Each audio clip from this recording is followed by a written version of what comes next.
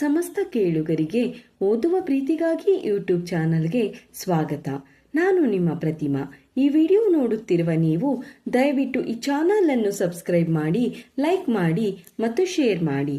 ಈ ದಿನ ನಾನು ಪೂರ್ಣಚಂದ್ರ ತೇಜಸ್ವಿರವರ ಚಿದಂಬರ ರಹಸ್ಯ ಈ ಕಥೆಯ 38ನೇ ಅಧ್ಯಾಯವನ್ನು ಓದುತ್ತಿದ್ದೇನೆ. ಅಧ್ಯಾಯ 38. ನಾಳಿದ್ದು ಸಂಶೋಧನಾ ಕೇಂದ್ರದ ಪಾಟೀಲರನ್ನ, ಇನ್ನೊಂದಿಬ್ಬರನ್ನ ಕೆಸರೂರನ್ನ ಸುತ್ತುವರೆದಿದ್ದ ಲಂಟಾನದ ಕಾಡಿನೊಳಕ್ಕೆ ಗೋಸಾಯಿ ಬಾಬು ಕರೆದೊಯ್ಯಲಿದ್ದಾನೆ ಎನ್ನುವ ಸುದ್ದಿ ಅವತ್ತು ರಾತ್ರಿಯೊಳಗೆ ಅಬ್ಬಾಸ್ ಬೇರಿಗೂ ಸುಲೇಮಾನ್ ಬೇರಿಗೂ ತಲುಪಿತು. ಸುಲೇಮಾನ್ ಬೇರಿಗೆ ಅಬ್ಬಾಸ್ ಬೇರಿಗೆ ಈಗ ಪಾಟೀಲರ ಗುಂಪಿನ ನಡವಳಿಕೆಗಳ ಬಗ್ಗೆ ಹೆಚ್ಚಿನ ಅನುಮಾನ ಉಳಿಯಲಿಲ್ಲ. ಅವರು ಒಂದು ಕಥೆಯನ್ನು ಊಹಿಸಿಕೊಂಡಿದ್ದರು. ಅದಕ್ಕೆ ತಕ್ಕಂತೆ ವರ್ತಮಾನ ದಾಖಲೆಗಳನ್ನು, ಸಾಕ್ಷ್ಯಗಳನ್ನು ಒದಗಿಸತೊಡಗಿತು. ಅವರು ತಿಳಿದ ಹಾಗೆ ಅವರು ಊಹಿಸಿದ್ದಕ್ಕಿಂತ ಬಿಗಿಯಾದ ಉರುಳೊಂದು ಅವರ ಕುತ್ತಿಗೆಯ ಸುತ್ತ ಸುತ್ತಿ ಬರುತ್ತಿತ್ತು. ಕಳವಳದಿಂದ ಅಬ್ಬಾಸ್ ಬೇರಿ ಸುಲೇಮಾನ್ ಬೇರಿಯನ್ನು ನೋಡಿದ. ಇಬ್ಬರ ಮನಸ್ಸಿನಲ್ಲೂ ಒಂದೇ ಇತ್ತು. ಇದನ್ನು ಅವರು ಮೊದಲೇ ಚೆನ್ನಾಗಿ ಯೋಚಿಸಿ ಮಾತಾಡಿ ಮುಗಿಸಿದ್ದರು. ಆ ಕಾಡಿಗೆ ಅವರು 3-4 ಕಡೆಗಳಿಂದ ಬೆಂಕಿ ಇಕ್ಕಿದರೆ ಅದರೊಳಗೆ ಇರಬಹುದಾದ ಸಾಕ್ಷ್ಯಾಧಾರಗಳೆಲ್ಲ ಸುಟ್ಟು ಬೂದಿಯಾಗ್ತವೆ. ಆಮೇಲೆ ಅವರು ಯಾವುದರ ಆಧಾರದ ಮೇಲೆ ತನಿಖೆ ಮುಂದುವರಿಸುತ್ತಾರೆ ಎನ್ನುವುದೇ ಅದು. ಸುಲೇಮಾನ್ ಬಾರಿ ಅಬ್ಬಾಸ್ನ ಕಾತರವನ್ನು ನೋಡಿ ಶಾಂತನಾಗಿ ನೆಮ್ಮದಿಯ ಧ್ವನಿಯಲ್ಲಿ ಹೇಳಿದ, ಅರ್ಜೆಂಟು ಮಾಡಬಾರದು ಅಬ್ಬಾಸ್. ನಾಳೆ ಚೆನ್ನಾಗಿ ಬಿಸಿಲು ನೆತ್ತಿಗೆ ಇರಲಿ, ಆಮೇಲೆ ಬೆಂಕಿ ಕೊಡು. ಇಲ್ಲದಿದ್ದರೆ ಪ್ರತಿ ವರ್ಷ ಆಗೋ ಹಾಗೆ ಎಲ್ಲೋ ಒಂದು ಕಡೆ ಸ್ವಲ್ಪ ಸುಟ್ಟು ಬೆಂಕಿ ನಿಂತು ಹೋಗುತ್ತೆ. ಅಷ್ಟರೊಳಗೆ ಇವರು ಸರಿಯಾಗಿ ಕಾಡೊಳಗೆ ಇರ್ತಾರೆ. ಸಾಕ್ಷ್ಯ ಮಾತ್ರ ಅಲ್ಲ, ಸಾಕ್ಷ್ಯ ಪತ್ತೆ ಮಾಡುವುದಕ್ಕೆ ಹೋದೋರು ಖತಮ್ ಆಗೋಗ್ಬೇಕು. ಒಂದು ಕಡೆ ಬೆಂಕಿ ಕೊಟ್ಟರೆ ಅದಕ್ಕೆ ಸಾಲದು, 4-6 ಕಡೆ ಕೊಡಬೇಕು ಎಂದ. ಅವರಿಗೆ ಇದು ಪ್ರತಿ ವರ್ಷವೂ ಬೆಳೆಯುತ್ತಾ ಜಿಗ್ಗು ದಟ್ಟವಾಗುತ್ತಾ ಬರುತ್ತಿರುವ ಲಂಟಾನ ಎನ್ನುವ ಕಲ್ಪನೆ ಬರಲಿಲ್ಲ. ಪ್ರತಿ ವರ್ಷದಂತೆಯೇ ಈ ವರ್ಷವೂ ಎಂದು ತಿಳಿದರು. ಅಬ್ಬಾಸ್ ಬೇರಿ ಈ ಅಮೋಘ ಸಂಚಿಗೆ ತನ್ನ ಮೆಚ್ಚುಗೆ ಸೂಚಿಸಿ ತನ್ನ ಸಾಮೀಲಿನಲ್ಲಿ ಕಳ್ಳ ಸಾಗಾಣಿಕೆಗೆ ಚತುರರಾದ 2 ಕೇರಳದ ಬಾರಿಗಳನ್ನು ಇದಕ್ಕೆ ನಿಯಮಿಸಿ ಅವರಿಗೆ ಬೆಂಕಿ ಕೊಡಲು ಹೋಗಬೇಕಾದ ದಾರಿ ಇತ್ಯಾದಿಗಳನ್ನೆಲ್ಲ ಸಮಗ್ರವಾಗಿ ವಿವರಿಸಿದ. ಇತ್ತ ಕೆಸರೂರಿನ ಕ್ರಾಂತಿಕಾರಿಗಳ ಇವರಿಗೆ ಒಂದು ಬೃಹತ್ ಸಮಸ್ಯೆ ಎದುರಾಗಿತ್ತು. ಜಯಂತಿ ರಫಿಯನ್ನು ಲವ್ ಮಾಡಿದಳು. ಹುಡುಗಿಯರ ಪ್ರೀತಿಯ ಚಿದಂಬರ ರಹಸ್ಯವನ್ನೇನೋ ಅವರ ಪಾಲಿಗೆ ಭೇದಿಸಿ ಆಗಿತ್ತು. ಆದರೆ ಮುಂದೇನು? ಸಿನಿಮಾದಲ್ಲಾದರೂ ಖಳನಾಯಕರು, ಕೇಡಿಗಳು ಎಲ್ಲ ಇರುತ್ತಾರೆ. ಅವರು ನಾಯಕರನ್ನು ಬೆನ್ನಟ್ಟಿ ನಾಯಕಿಯನ್ನು ಅಪಹರಿಸಿ ಬಗೆ ಬಗೆಯ ಕಷ್ಟಗಳನ್ನು ಕೊಟ್ಟು ನಾಯಕನಿಗೂ ಕೊಂಚ ಕೆಲಸ ಕೊಡುತ್ತಾರೆ. ನಾಯಕ ಹೋರಾಡಿ ನಾಯಕಿಯನ್ನು ಬಿಡಿಸಿ ಕಳ್ಳರನ್ನೆಲ್ಲ ಸೋಲಿಸಿ ಅನಂತರ ಕಾಡಿನ ಮಧ್ಯೆ ಪ್ರೇಮವೇ ಎಂದೆಂದು ಗೆಲ್ಲುವುದೆಂದು ಅನೇಕ ತರುಣಿಯರ ವೃಂದದೊಳಗೆ ಡ್ಯಾನ್ಸ್ ಮಾಡುತ್ತಾ ಹಾಡುತ್ತಾನೆ. ಆದರೆ ಈ ಕ್ರಾಂತಿಕಾರಿಗಳಿಗೆ ಪ್ರೇಮ ಪ್ರಕರಣ ಒಂದು ದಿಗ್ದರ್ಶನವಿಲ್ಲದ ಸಿನಿಮಾ ಅಂದಾಯಿತು. ಮುಂದೇನೆಂದು ತೋಚದೆ ಕೃಷ್ಣಪ್ಪನ ಹೆಂಡತಿಯ ಶವ ಹುಡುಕುವವರ ಜೊತೆ ಅಲ್ಲಲ್ಲಿ ಅಡ್ಡಾಡಿದರು. ಅಷ್ಟರಲ್ಲಿ ಆಕೆ ಕೆಸರೂರಿನಲ್ಲೇ ಇದ್ದ ತಂಗಿ ಮನೆಯಲ್ಲಿದ್ದಾಳೆಂದು ವರ್ತಮಾನ ಬಂತು.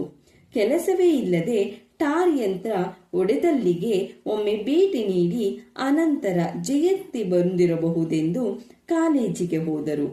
ಕ್ಲಾಸಿಗೆ ಜಯಂತಿ ಏನೋ ಬಂದಿದ್ದಳು. ಆಕೆಯ ನಡೆ, ನುಡಿ, ಓಡಾಟಗಳತ್ತ ಕ್ರಾಂತಿಕಾರಿಗಳು ಓರೆನೋಟ ಬೀರುತ್ತಲೇ ಇದ್ದರು. ಆದರೆ ಜಯಂತಿ ಮಾತ್ರ ಇವರಾರನ್ನು ಕೊಂಚವೂ ಗಮನಿಸದೆ ನಿನ್ನೆ ಏನೂ ಸಂಭವಿಸಿಯೇ ಇಲ್ಲವೆನ್ನುವಂತೆ ಎಂದಿನಂತೆ ಕ್ಲಾಸಿಗೆ ಹೋದಳು. ಕ್ಲಾಸಿನಲ್ಲೂ ಕೂಡ ಅದೇ ರೀತಿ ವರ್ತಿಸಿದಳು. ಇದರಿಂದ ರಫಿ ತೀರ ಪೆಚ್ಚಾದ. ಮಿತ್ರರೆದುರು ಮರ್ಯಾದೆ ಹೋಯ್ತೆಂದು ಅವನಿಗೆ ಅನ್ನಿಸಿತು. ಕ್ಲಾಸಿಗೆ ಬರಲೇಬಾರದಿತ್ತು ಎಂದೆನಿಸಿತು. ಅವನ ಮಿತ್ರರೆಲ್ಲ ಎಷ್ಟೇ ಸಮಾಧಾನ ಹೇಳಿದರೂ ಅವರ ನಿರುತ್ಸಾಹ ಇಳಿಯಲೇ ಇಲ್ಲ. ಮುಂದಿನ ಪೀರಿಯಡ್ಡಿನಲ್ಲೂ ರಫಿ ಅವನ ಮಿತ್ರರಿಗೆ ಎಲ್ಲೂ ಕಾಣಲಿಲ್ಲ.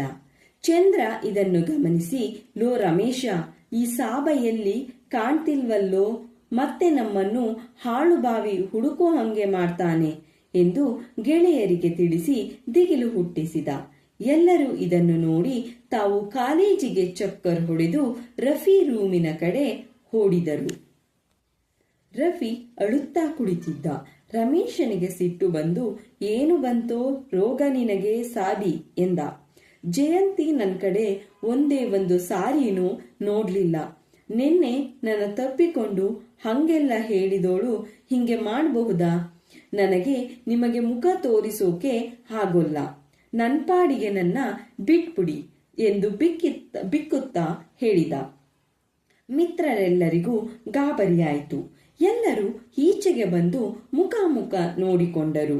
ಇದೊಳ್ಳೆ ತಾಪತ್ರಯ. ಹಂಗಾರೆ ನಿನ್ನೆ ತಬ್ಬಿಕೊಂಡೋರು ಯಾರು? ಅದರ ಕಾಲು ಹಿಂದ್ಮುಂದಾಗಿದ್ದೆ ಅಂತ ನೋಡ್ಬಾರ್ದಾ? ಎಲ್ಲ ಹೇಳೋ ಹಂಗೆ ಮೋಹಿನಿ ದೆವ್ವಾನ ಎಂದು ರಮೇಶ ಸ್ವಗತದ ತರ ಮಾತಾಡಿದ. ಅವನು ಮಿಕ್ಕವರ ಜೊತೆ ಪರ್ಯಾಯಲೋಚಿಸಿ, ಏನಾದರಾಗಲಿ ಇದನ್ನು ಮೇಷ್ಟ್ರಿಗೂ ಜಯರಾಮ್ಗೂ ಹೇಳಿಬಿಡಬೇಕೆಂದು ತೀರ್ಮಾನಿಸಿ ಒಬ್ಬನೇ ಟಿಬಿ ಕಡೆಗೆ ಹೊರಟ. ಟಿಬಿಯಲ್ಲಿ ಅಂಗಾಡಿ ಒಬ್ಬನೇ ಕುಳಿತಿದ್ದ. ರಾಮಚಂದ್ರ, ಜಯರಾಮ್ ಇಬ್ಬರು ಇಲ್ಲೆಂದು ತಿಳಿಸಿದ. ಜಯರಾಮ್ ಕೃಷ್ಣೇಗೌಡನ ಮನೆಗೆ ಸಂದರ್ಶನಕ್ಕೆ ಹೋಗಿದ್ದಾರೆಂದು, ರಾಮಚಂದ್ರನು ಅವರೊಡನೆ ಹೋಗಿರಬಹುದೆಂದು ಹೇಳಿದ. ಅಂಗಾಡಿ ಚಿಂತಾಕ್ರಾಂತನಾಗಿದ್ದ. ರಾತ್ರಿ ಅವರು ನೋಡಿದ ಘೋರ ಚಿತ್ರ ಆ ನಾಲ್ವರು ಜೀವಂತವಾಗಿದ್ದಂತೆಯೇ ಸುಳಿದುಕೊಳ್ಳುತ್ತಾ ಬಂದದ್ದು ಇನ್ನು ಅವನ ಕಣ್ಮುಂದೆಯೇ ಸುಳಿಯುತ್ತಿತ್ತು. ಅವನು ರಮೇಶನನ್ನು ಇಲ್ಲಿನ ಹರಿಜನರನ್ನೆಲ್ಲ ಮುಸಲ್ಮಾನರಾಗಿ ಮತಾಂತರ ಮಾಡ್ತಾರಂತೆ, ನಿನಗೇನಾದರೂ ಗೊತ್ತೇ ಎಂದು ಕೇಳಿದ. ಸೇರಿಸ್ಕೋಬೇಕಂತಿದ್ದಾರೆಂತ ಯಾರೋ ಹೇಳಿದ್ರು. ಸೇರ್ಕೊಳ್ಳಿ ಬಿಡಿ ಸರ್, ಯಾವನು ಯಾವ ಜಾತಿಗೆ ಸೇರಿದರೆ ನಮಗೇನು, ನಾವಂತೂ ಜಾತಿ ಧರ್ಮ ಎಲ್ಲ ಬಿಟ್ಟಾಗಿದೆ ಎಂದ ರಮೇಶ. ಹಾಗಲ್ಲ, ಅವರು ಹಿಂದೂ ಧರ್ಮ ಬಿಡ್ತಾರಂತ ನನಗೆ ಬೇಸರ ಅಲ್ಲ. ಈಗಾಗಲೇ ನಾಯಿ ಮಾಂಸ ತಿನ್ನಿಸಿದ್ದಾರೆ ಅಂತ ಮಾಂಸದಂಗಡಿ ಹತ್ರ ಗಲಾಟೆ ಆಗಿ ಪೊಲೀಸ್ನವರು ಮಾಂಸ ಮಾರ್ತಿದ್ದವರನ್ನೆಲ್ಲ ಹಿಡಿದುಕೊಂಡು ಬಂದು ಲಾಕಪ್ ಒಳಗೆ ಹಾಕಿದ್ದಾರೆ. ಸಾವರಕೇರಿಯಲ್ಲಾಗಲೇ ದೊಂಬಿಗೆ ಏರ್ಪಾಟಾಗಿದೆಯಂತೆ. ಇದರ ಜೊತೆಗೆ ಹರಿಜನರನ್ನ ಮತಾಂತರ ಮಾಡ್ತಾರಂತೆ ಅನ್ನೋದು ಸೇರಿಕೊಂಡರೆ ಏನಾಗಬಹುದು ಎಂದ ಅಂಗಾಡಿ.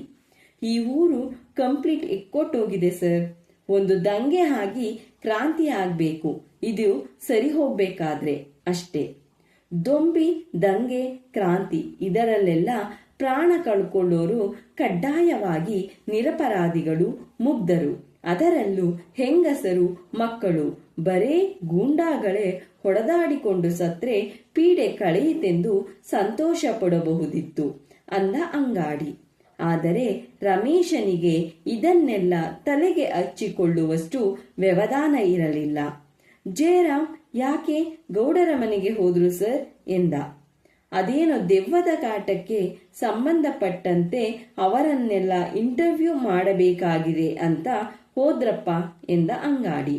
ಹಾಗಾದ್ರೆ ನಾನು ಕೊನೆಗೆ ಅವರನ್ನ ನೋಡ್ತೀನಿ ಸರ್ ಎಂದವನೇ ಶರಾಬು ಅಂಗಡಿ ಕಡೆ ಹೊರಟ. ಅವತ್ತು ರಜಾ ಹಾಕಿ ಬರೋದಕ್ಕೆ. ಧನ್ಯವಾದಗಳು.